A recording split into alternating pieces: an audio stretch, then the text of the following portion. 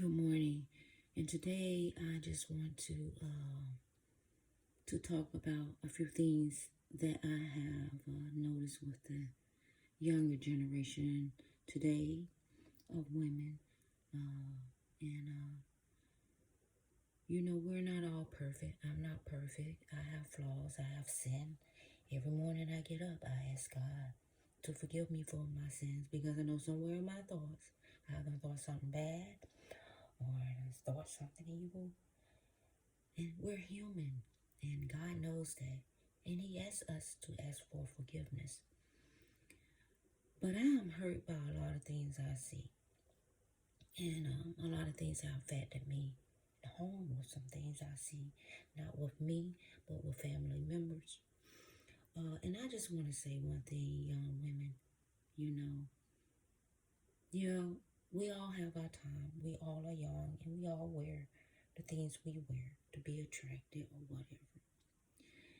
But I think a lot of us women today are losing focus on what it means to have a husband.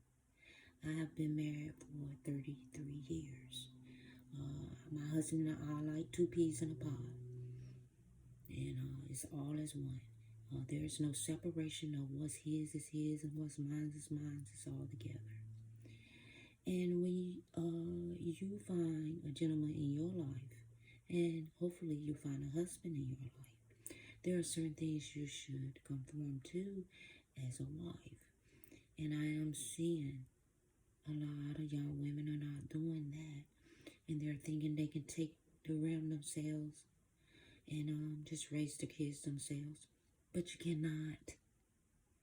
Women, young girls, young women, you cannot raise a young man, okay? You can't raise a boy. Let the man do the job.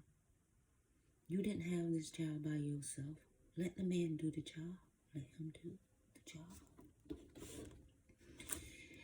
And in Proverbs chapter 31, verse 10, who can find a virtuous woman, for her prizes fall above rubies? It says, the heart of a husband does safely trust in her, so that he shall have no need of spoil. So that he shall have no need of spoil. His heart safely trusts in you. You don't need to go find anyone else if his heart trusts in you. Okay? She would do him good and not evil all the days of her life. So if God give you a husband, do him good and not evil. The bickering, the fussing all the time, the drama every day, the problems every day. He don't want to hear that. He don't want to hear that. You do him good and not evil all the days of his life. She see wool and flax and work willingly with her hands. God give us these hands and wise to do things, to clean, to cook, to wash clothes, to do whatever we need to do to be a wife. But you young women are acting like being a wife is the worst thing on the earth. I don't get it. And then you're out here struggling on your own with jobs. You're out struggling here on your own with jobs because you don't need a man in your life. But yet you're going out here when you meet a man and you want him to pay your bills. Get it together. Get your mind together right first. And God will restore all the knowledge and wisdom to you. Okay? She is like the merchant ships. She brings her food from afar. Okay? She goes out and she fetches her food. She brings us her food from afar. Okay? She rises also while it is yet night, and give meat to her household and a portion to her maidens. She rises also yet while it is she rises also while it is yet night. That means get up early.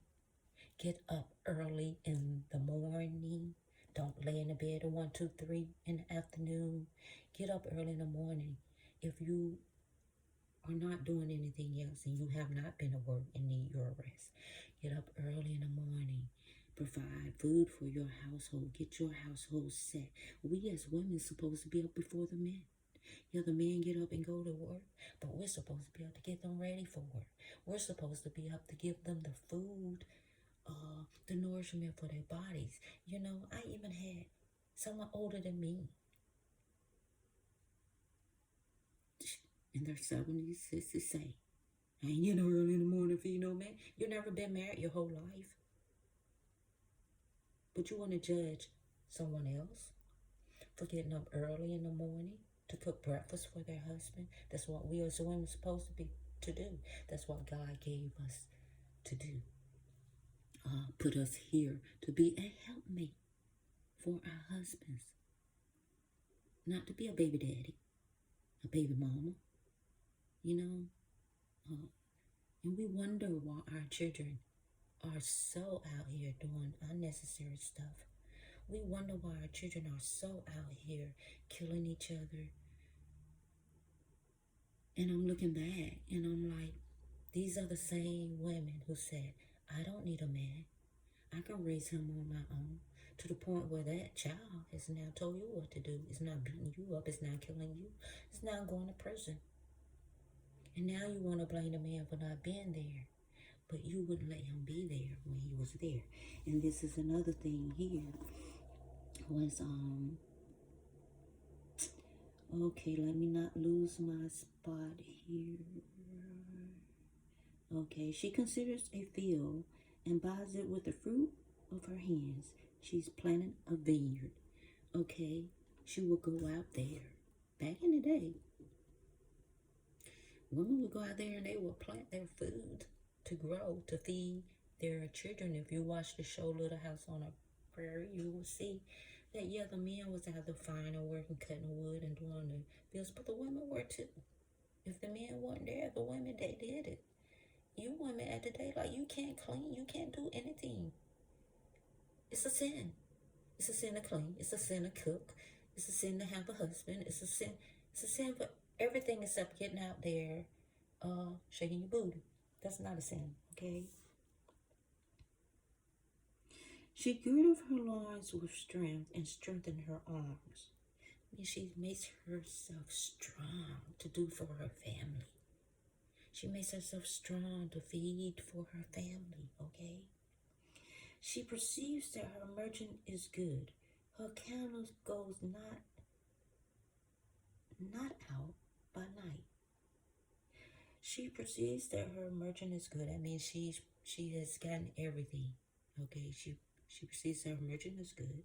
She's gotten all she needs. And her candle goes out not by night. Okay. She lays her hands to the spindle, and her hands hold the distaff. She sews. She does whatever. She mends. Does whatever she has to do to take care of her husband, her family. She stretched not her hand to the poor. She stretches out her hand to the poor. Yea, she reaches forth her hands to the needy.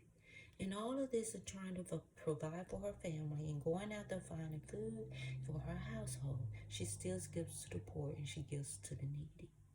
Because that is the pure heart that is within her. And that's how we should be. And I do that. I always give to the needy if I see them. You know, if I have $20 spare, I will give it. I will give it. You know, she is not afraid of the snow for her household, for all her households are clothed with scarlet. That means she's not afraid of the cold and her family being clothed because she have mended and she have sewn the scarlet garment for them. So they are warm and they are safe. She make herself coverings of tapestry. Her clothing is silk and purple. Silk and purple. Silk will keep you warm. Her husband is known in the gates when he sit among the elders of the land. That means her husband is known among the many men of the village. He is known for his wisdom. He is known for his knowledge. He is known as a wise man in the community.